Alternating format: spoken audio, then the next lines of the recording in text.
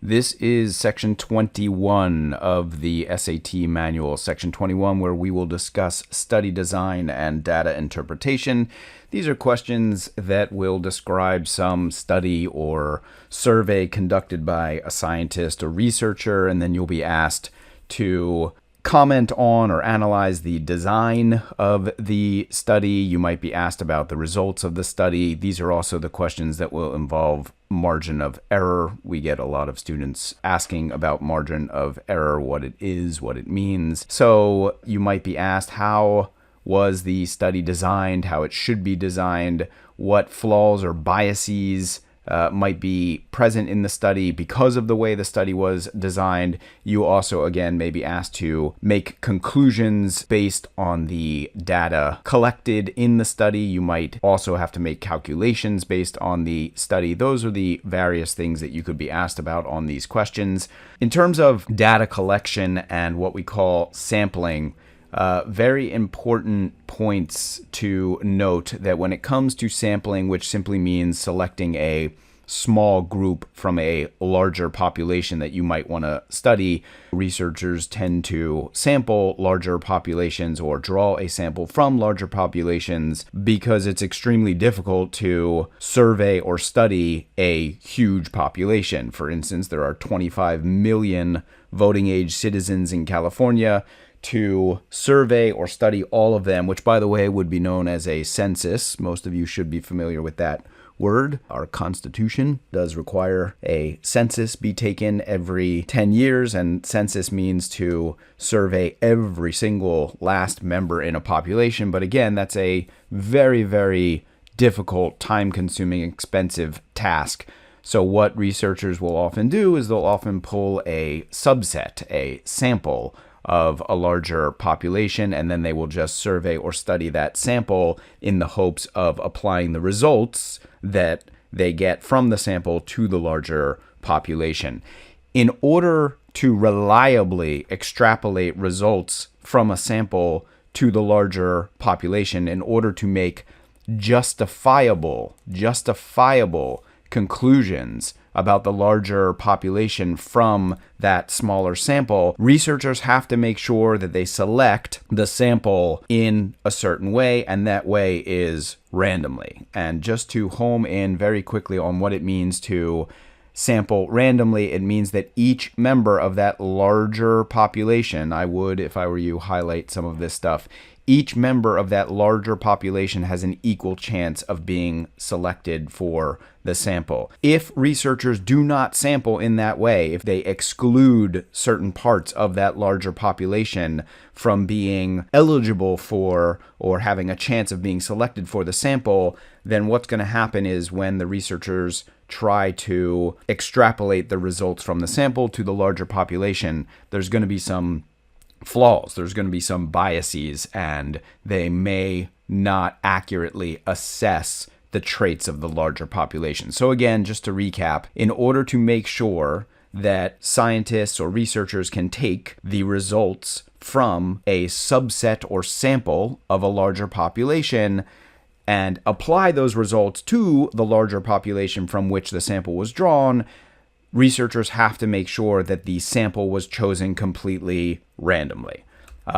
Let's take a look at an example. This might make things a little bit more concrete for some of you. What I would do right now is pause the video and read through example 1. I'm not going to read it all the way through because it's long. And so pause the video, read through the example, and answer the question that is asked. The question is the headline supported by the results of the survey? Pause the video, read it through, come up with your answer.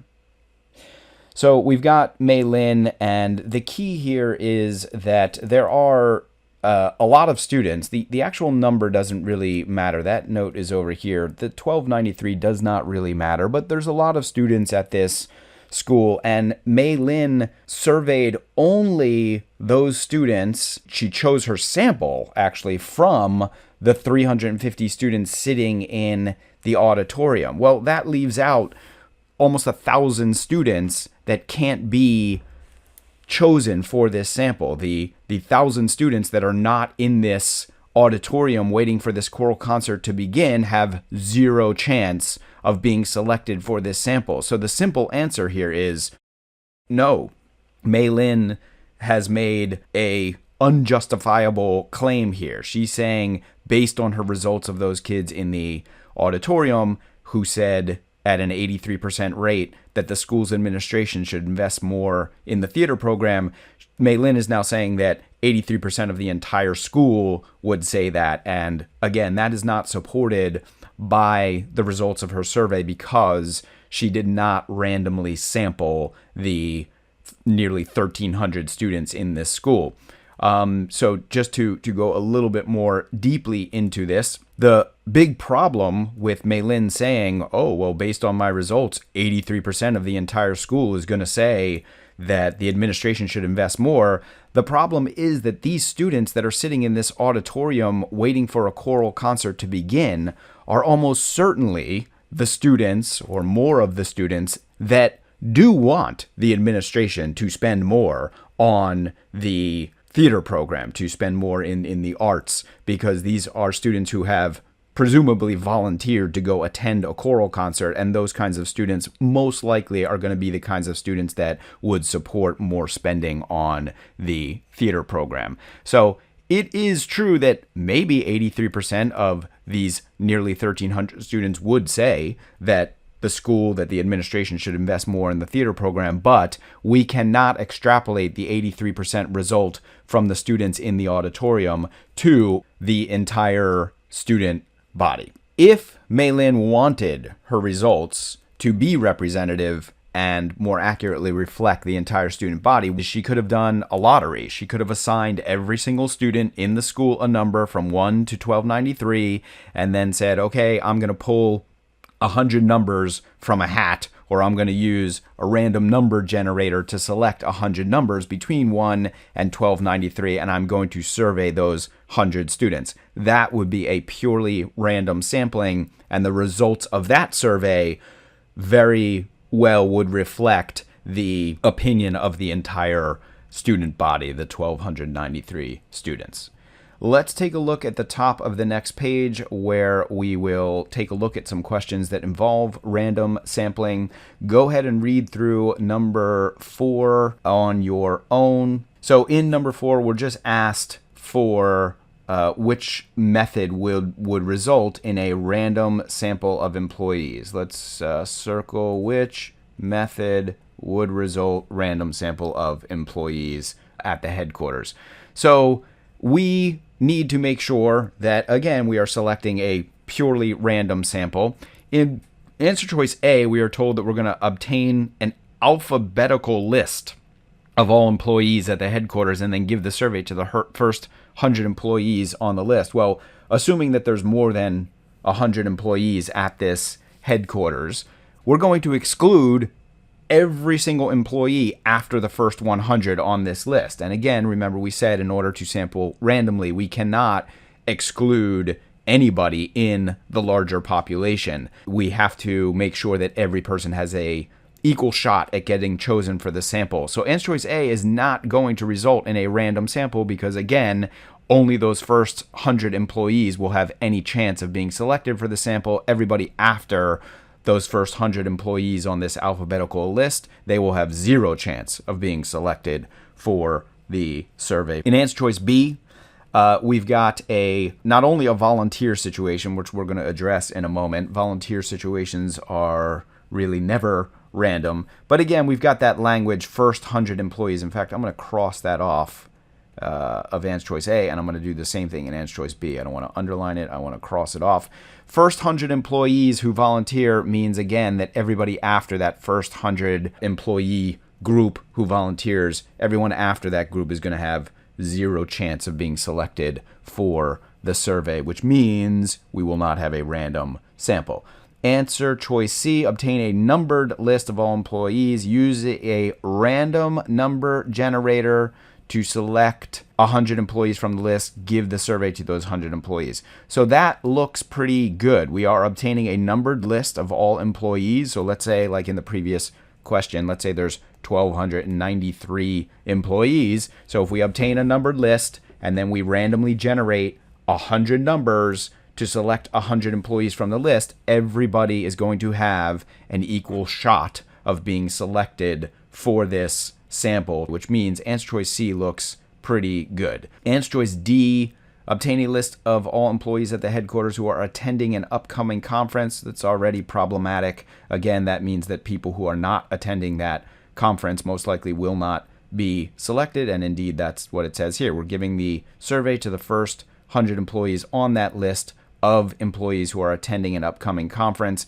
So again, not a random sample because all of the employees who are not attending that upcoming conference have zero chance of being selected for the survey. Answer choice C is the method that would result in a random sample. We just talked a moment ago, we alluded to the fact that self-selection or volunteerism will never be part of a random sample. Remember that if people are going to volunteer to be surveyed or volunteer to fill out a survey, most likely volunteers are going to have a strong opinion about whatever it is they are being surveyed on, and therefore those people will not necessarily be representative of the entire population. So voluntary responses are not random samples, and those results from those kinds of surveys, volunteer surveys, will in general have a bias to them.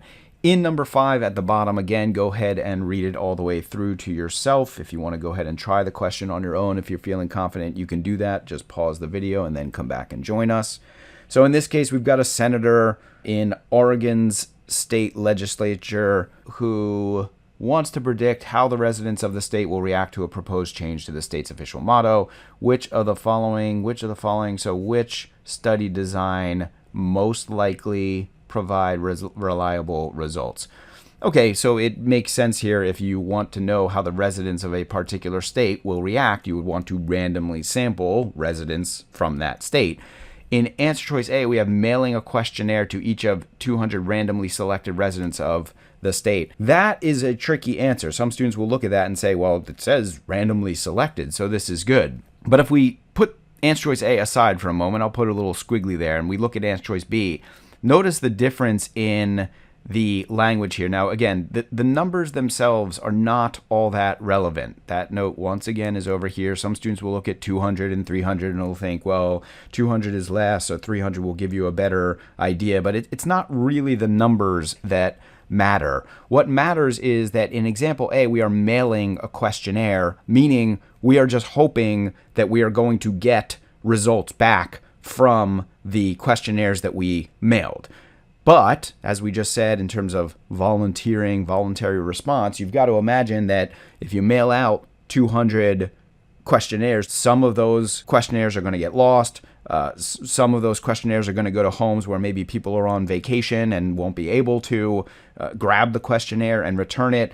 In a lot of cases, people just won't care and won't send the questionnaire back, but you won't know whether you're not getting the questionnaire back because people don't care, or the questionnaire got lost in the mail, or somebody stole somebody else's mail with the questionnaire in it. You would have no idea why people are not returning the questionnaire to you. Whereas in answer choice B, there's this word surveying. If we survey the group of 300 randomly selected residents, even if people tell us, no, I don't want to be surveyed, or no, I don't want to participate, that is still good data. That still tells us that there are people out there that just don't care, or that don't feel like they have an opinion on the issue. So surveying a group of 300 randomly selected residents will allow the researchers to know exactly where all of those residents' minds were at when the residents were surveyed. So answer choice B looks very good.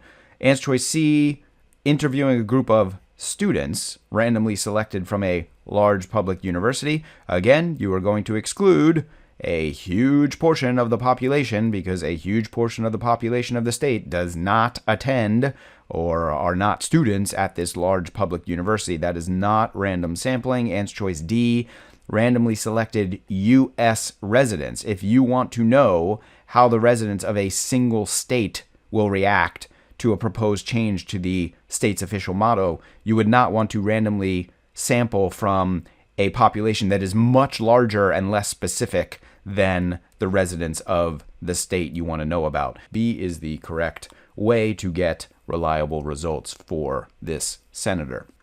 At the top of the next page, we have to talk about drawing conclusions or making predictions based on a study or survey.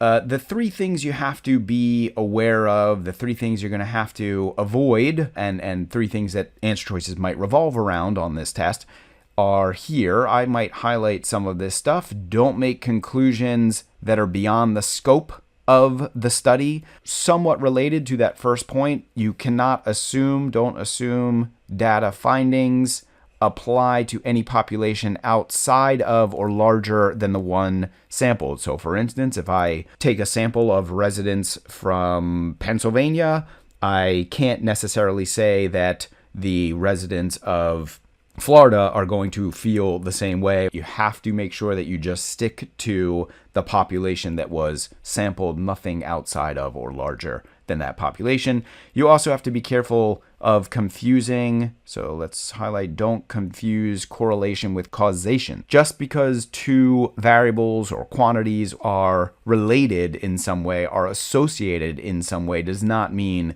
that one of those variables or quantities causes the other. We will see an example of that in a moment. Let's take a look at number 12. This type of question has been showing up with relative frequency on recent tests, so it would be good to know how to attack these. If you're feeling confident, pause the video, read it all the way through, and select your answer. I'm going to go through it right now. A sample of 60 juniors was selected at random from a certain high school. These 60 juniors completed a survey about social media use.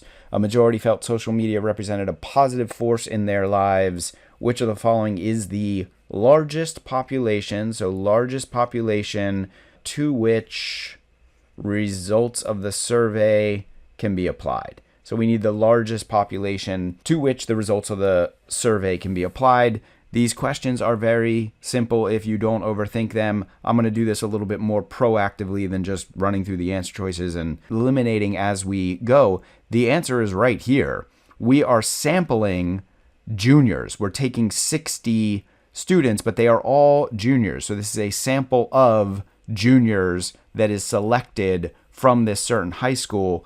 That population that we sampled, the juniors, I'm going to actually write it down here, juniors from this high school, that is the largest population to which the results of the survey can be applied. So the answer here is B. Now, just to go into a little bit more detail here, some students will look at answer choice A and say, well, what's wrong with the 60 juniors who were surveyed? In other words, the sample itself. And the problem with that answer is, of course, you can apply the results of the survey to the people who were surveyed, but that group, the 60 juniors who were surveyed, that is not the largest population to which the results can be applied. Remember, the whole point of selecting these 60 juniors was so that we could estimate the characteristics of or gauge the opinion of all of the juniors at the high school.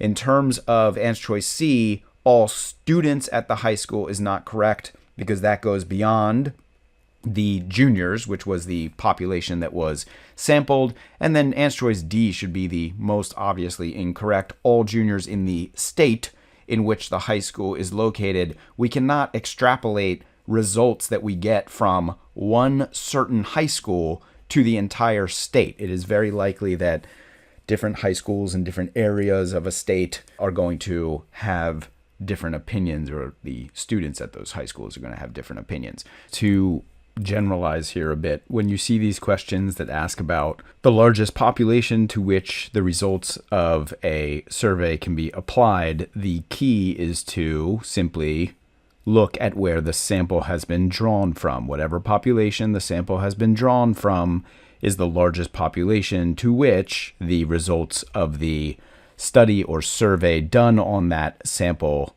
can be applied. So the answer there was B, number 14. This one is more about correlation and cause and effect. If you're feeling confident, go ahead and read it all the way through and select your answers. I'm not going to read everything here. This is a long question.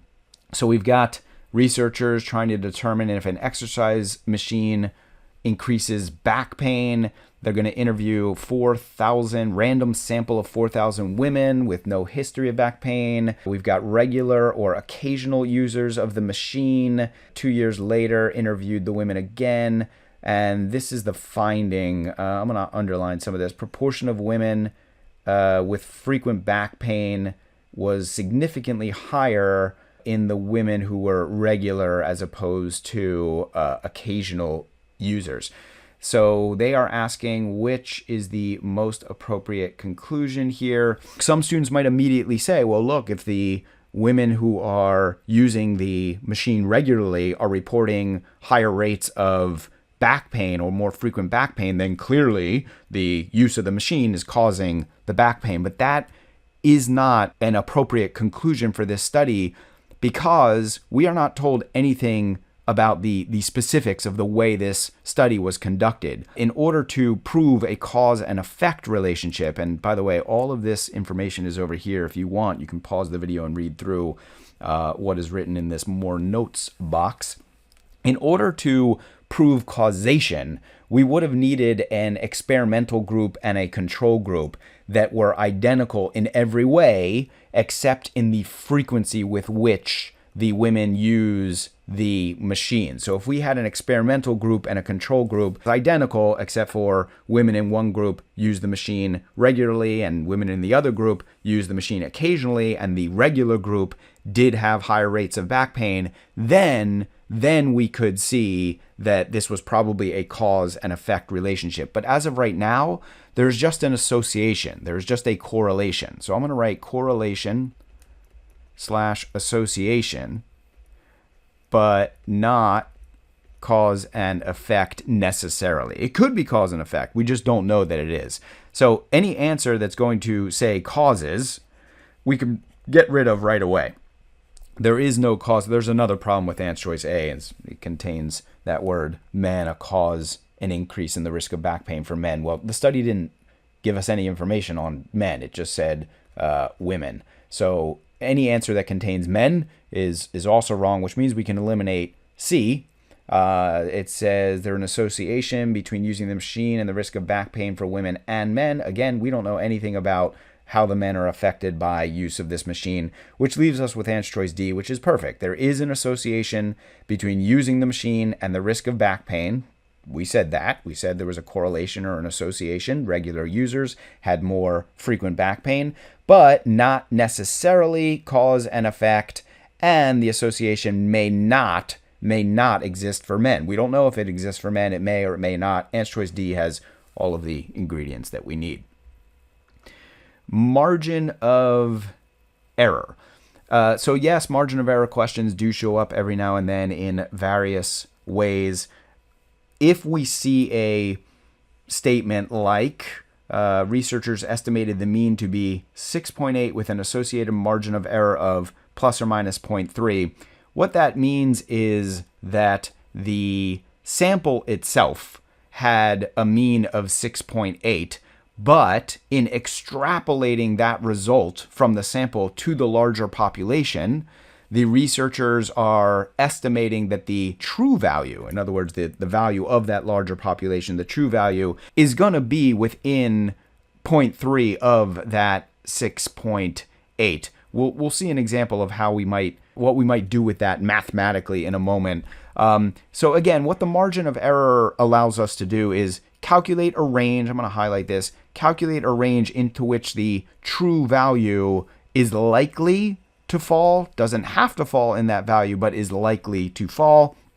And the margin of error gives us a sense of how far the true value, how much or how little the true value may stray from the sample value. If our margin of error is very small, it means that the true value is going to be fairly close to the sample value. If our margin of error is quite large, it means that the true value might veer a little bit farther from the sample value. In terms of the margin of error inequality, it's very simple, very straightforward how this works. Basically, if we get a random sample with a margin of error of plus or minus C, the true value, the value for the larger population for the entire population can be calculated as follows. So here's what we do. We take the sample and we subtract the margin of error. I'm going to put less than or equal to, and then true value, and then less than or equal to the sample value plus C. So again, that's the margin of error inequality. The true value is likely to lie between the sample value minus C and the sample value plus C. Let's make this concrete. If we saw that the results of a study says that we've got a mean of 6.8 with a margin of error of 0.3, what we would do is we would do 6.8 minus 0.3, which is going to give us 6.5.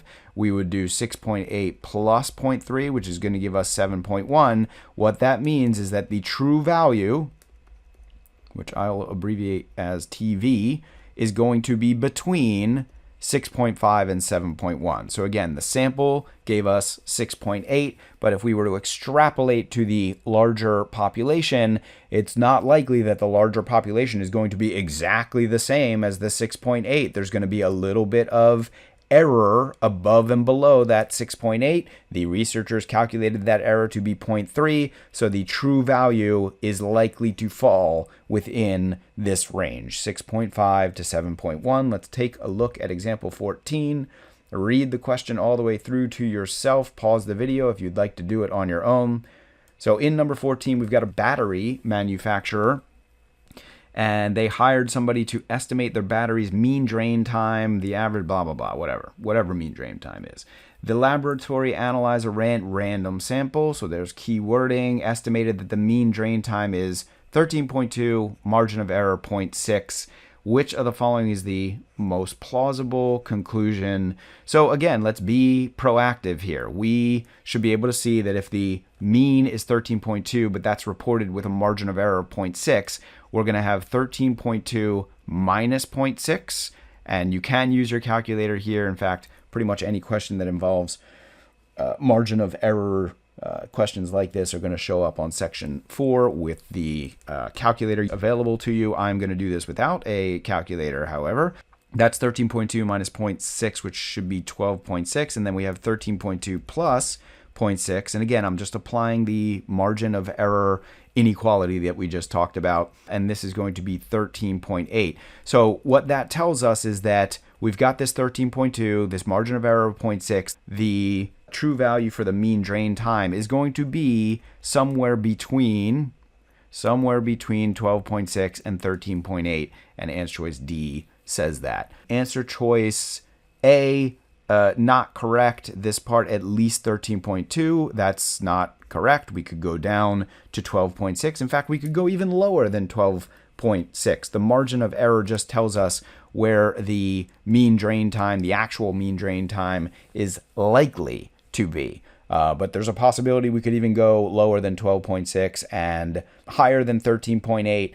In terms of answer choice B, this one's just ridiculous. They're just pretty much giving us the margin of error there, from 0 to 0.6. Answer choice B is not correct.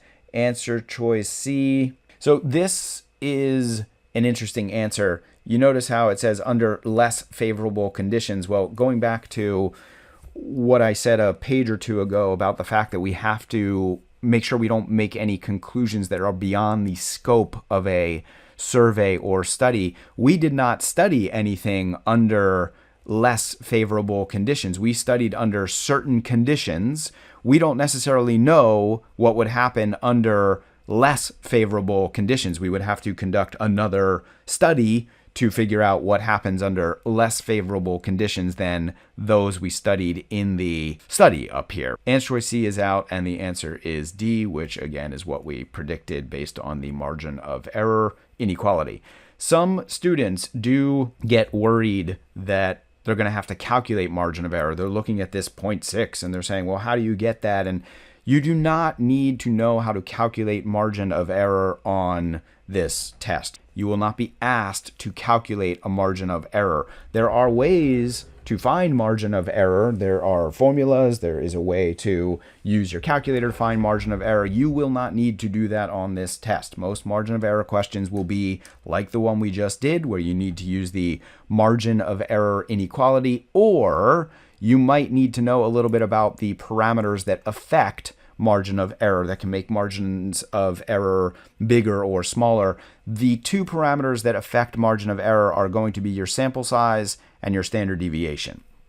Sample size meaning how many people did you select from the larger population, and then standard deviation, which we actually discuss in another video. So if you're unfamiliar with standard deviation, you should go back and watch the video on section 20 where we discuss standard deviation. So in terms of sample size, which we are using n represents sample size, the sample size and your margin of error, MOE, are inversely related. So the larger the sample size, the smaller the margin of error. Now, instead of just memorizing this, you probably should try to understand intuitively why this happens. I'll give you a little example. Let's say you want to estimate characteristics for a population that is 30,000. And let's say in one case you sample, I don't know, let's make it really extreme. Let's say you sample 10 people, and in another case you sample, 1,000 people.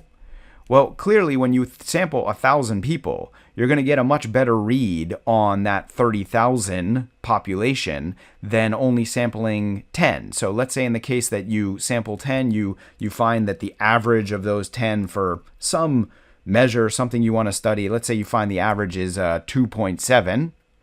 And let's say over here you find that the average is, 3.9. When we are extrapolating the averages that we found in the samples to the entire population, it is much more likely that the entire population's average is going to fall somewhere close to this 3.9, which means there's not going to be a lot of error around that 3.9, or at least not as much error around that 3.9 as there will be around this 2.7. Because there were only 10 people in this sample, our margin of error is going to need to account for the fact that that 10-person sample is not really going to give us a narrow range, a narrow band into which the average for the entire population will fall. Whereas when we sample 1,000 people, most likely the true value for the entire population is going to fall fairly close into a fairly small band around